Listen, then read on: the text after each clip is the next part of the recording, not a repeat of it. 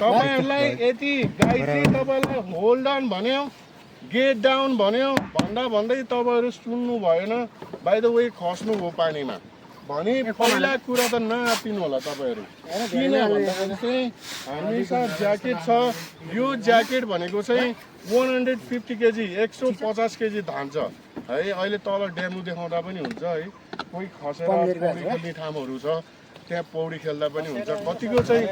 कति चाहिँ उचाल्दो रहेछ भन्ने थाहा भइहालिन्छ हैन र 150 केजी चाहिँ धान्छ यसले तपाईहरुलाई चाहेर पनि म तलको बालुवा झिक्छु भन्न सक्नु हुँदैन टिप्न सक्नुहुन्न निकाल्न सक्नुहुन्न है अब हामी रेस्क्युको डेमोन्स्ट्रेसनतिर जाउँ है रेस्क्यु अब हामी कसरी गरिन्छ त भन्दाखेरि यो प्याडलबाट नि गर्न सकिन्छ हामी है यो प्याडलबाट कसरी गर्न सकिन्छ भने यो गर्न सकिन्छ भनेर हामी यो ब्लेडको भाग चाहिँ नदिउँ स्विमरलाई तलको स्विमरलाई यसलाई चाहिँ टर्न गरेर चाहिँ यो ब्लेड भाग चाहिँ हामी भातिर पक्रेर यो टिग्री भाग चाहिँ तलको स्विमरलाई दिनुभयो भने धेरै सजिलो हुन्छ र अनि हामीले धेरै सजिलोले तान्न पनि सकिन्छ है यदि तपाईहरु टाढा ढुङ्गा भन्दा टाढा हुनुहुन्छ भने like 5 metre like 10 metre 15-20 metre टाढा हुनुहुन्छ भने यो प्रत्येक गाइडसित यो रेस्क्यु ब्याग छ है यो रेस्क्यु ब्याग चाहिँ तपाईहरुको नजिक फाल्दिन्छु फालिदिसकेपछि यो ब्यागलाई कसरी पक्रिने त भन्दाखेरि यो ब्याग तपाईहरुको नजिक आइसकेपछि यो ब्यागलाई यो डोरी र यो ब्याग पक्रिसकेपछि यत्तिकै नबस्ने किन भन्दाखेरि जब हामीले तान्न खोज्छु नि तब चाहिँ अन्डर द वाटर हुन्छ क्या पानी भित्र जान सक्छ अब यसलाई पक्रिने त चाहिँ क्विक टर्न भएर चाहिँ आफू उत्तानो फर्केर चाहिँ यो ब्याग लाएर चाहिँ ब्याग र डोरीलाई चाहिँ आफ्नो चेस्टमा राखिदिनु भयो उत्तानो फर्केर भने यो अटोमेटिक यो सोल्डरमा जान्छ र तपाईहरु अन्डर द वाटर पनि हुँदैन र इजी हामी तपाईहरुलाई तान्न पनि सक्छौँ है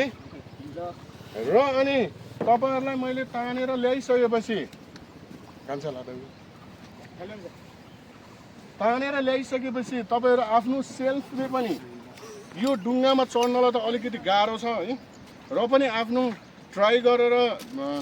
थाहा पाउनु भयो भने चढ्न सक्नुहुन्छ चढ्न कसरी सकिन्छ त यो बोटमा भने यो डोरी भाबतिर चाहिँ चढ्न सक्दैन है यो डोरीतिर गरेर चढौँ भने चाहिँ यो डोरी सबै लुज भएर आउँछ टाइट भएर आउँछ र यो लुज हुन्छ क्या आफ्नो ज्यानलाई चढाउनै सक्दैन माथि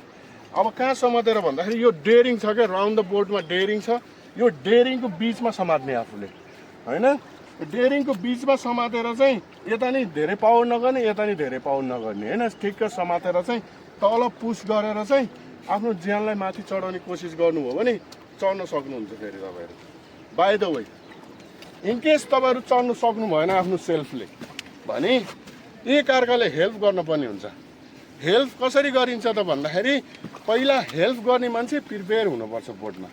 है प्रिपेयर नभइकन तलको मान्छेलाई तान्छु भन्दाखेरि चाहिँ तलको हेभीले चाहिँ आफ्नो ज्यानलाई तानिदिन्छ क्या है प्रिपेयर हुनको लागि यो घोडालाई चाहिँ यहाँनिर प्रेस गर्ने अनि बल्ल आफू प्रिपेयर हुन्छ है अनि त्यहाँपछि कहाँ समातेर तान्ने भन्दाखेरि हातमा समातेर पढाइ लाएर हातमा समातेर तान्ने कोसिस नगर्ने किन भन्दाखेरि चाहिँ हामी चिसोमा मुभ भइरहेको हुन्छ र डिस्लक हुनसक्छ है अनि कपडामा समातेर तान्ने कोसिस नगर्ने किनकि च्यातिन सक्छ हेलमेटमा पक्रेर तान्छु भन्ने कोसिस नगर्ने घाँटी अटिन सक्छ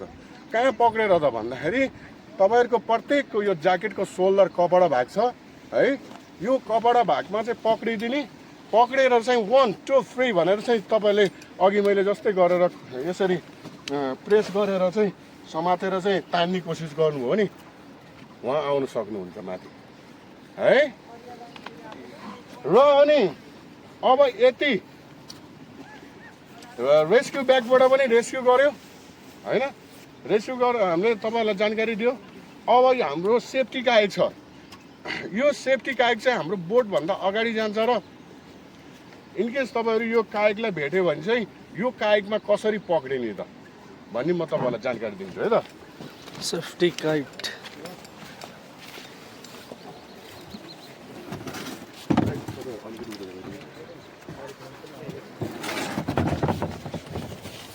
यो सेफ्टी काइक अघि मैले तपाईहरुलाई भनिहालेँ हाम्रो अगाडि गयो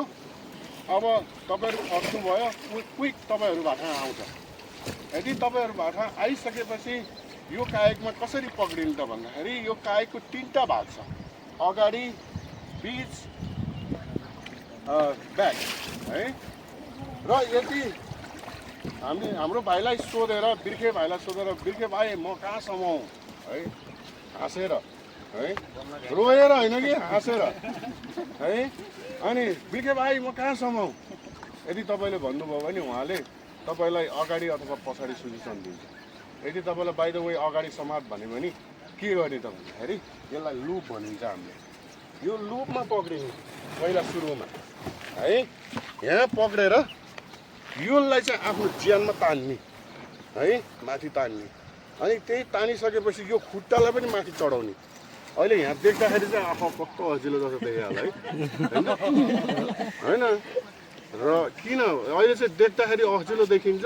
हामी पानीमा भयो भने चाहिँ के हुन्छ भन्दाखेरि चाहिँ हामी पनि फ्लोटिङ हुन्छ होइन, यो पनि फ्लोटिङ हुन्छ क्या, अनि धेरै सजिलो हुन्छ पक्रिँदाखेरि है। र अनि पछाडि यति पछाडि समात्नुभयो भने के गर्ने त भन्दा यो अगाडि जस्तै लुपमा पक्रिने, पहिला पक्रिसकेपछि यो माथि चढ्ने, आफ्नो ज्यानलाई माथि चढाउने कोसिस गर्ने तल धगालेर, अनि योलाई छोड्ने, यहाँ समात्ने, अझ माथि चढ्ने है। चढिसकेपछि अनि बिल्कुल तपाईँहरू माथि आफ्नो बोर्ड माथि भइसकेको हुन्छ है। अनि अलिकति यो खुट्टा फिर्दिनु हो भने के हुन्छ त भन्दाखेरि जो हाम्रो बिर्खे भाइलाई चाहिँ धेरै हेल्प हुन्छ है, अलिकति यो खुट्टा फिर्दिनु हो भने है। र अनि